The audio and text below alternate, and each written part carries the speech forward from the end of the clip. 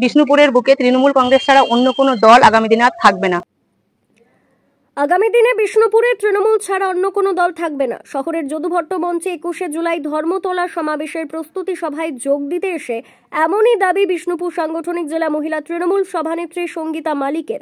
একই সঙ্গে তিনি বলেন, ওই সভায় যাওয়ার জন্য বিষ্ণুপুর পৌরসভার প্রতিটি ওয়ার্ডেই পর্যাপ্ত বাসের ব্যবস্থা করা হয়েছে। দেখুন, এই মহিলাদের ঢল দেখে আপনি এটা বুঝতে পারছেন যে আমাদের একটা পাবলিক মিটিং হবে 21শে জুলাইকে সামনে রেখে সবাই ধর্মতলার বুকে যাব শহীদ তর্পণে। সেই উদ্দেশ্যেই আমাদের বিষ্ণুপুর শহর তৃণমূল মহিলা কংগ্রেসের উদ্যোগে আজকে একটা আমাদের প্রস্তুতি সভা হলো। এই প্রস্তুতি সভাতে উপস্থিত ছিল প্রায় 1200 থেকে 1300 মহিলা। এটা দেখে আপনারাই বুঝতে পারেন যে বিষ্ণুপুরের বুকে তৃণমূল কংগ্রেস ছাড়া অন্য কোনো দল আগামী দিনে আর থাকবে না। এই বার্তা আমাদের দিদিরা দিতে পারে।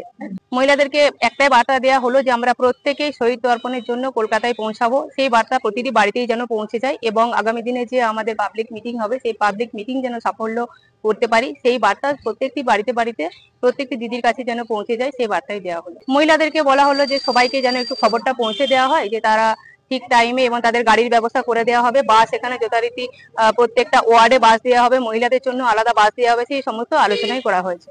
বিষ্ণুপুর শহর মহিলা তৃণমূলের উদ্যোগে এই দিনের সভায় বিষ্ণুপুর সাংগঠনিক জেলা মহিলা তৃণমূল সভানেত্রী সঙ্গীতা মালিক সহ বিধায়ক তন্ময় ঘোষ, পৌর প্রধান গৌতম গোস্বামী সহ দলের স্থানীয় নেতৃত্ব উপস্থিত ছিলেন বলে জানা গেছে। ব্যুরো রিপোর্ট, দক্ষিণ বাঁকুড়া দর্পণ, বিষ্ণুপুর।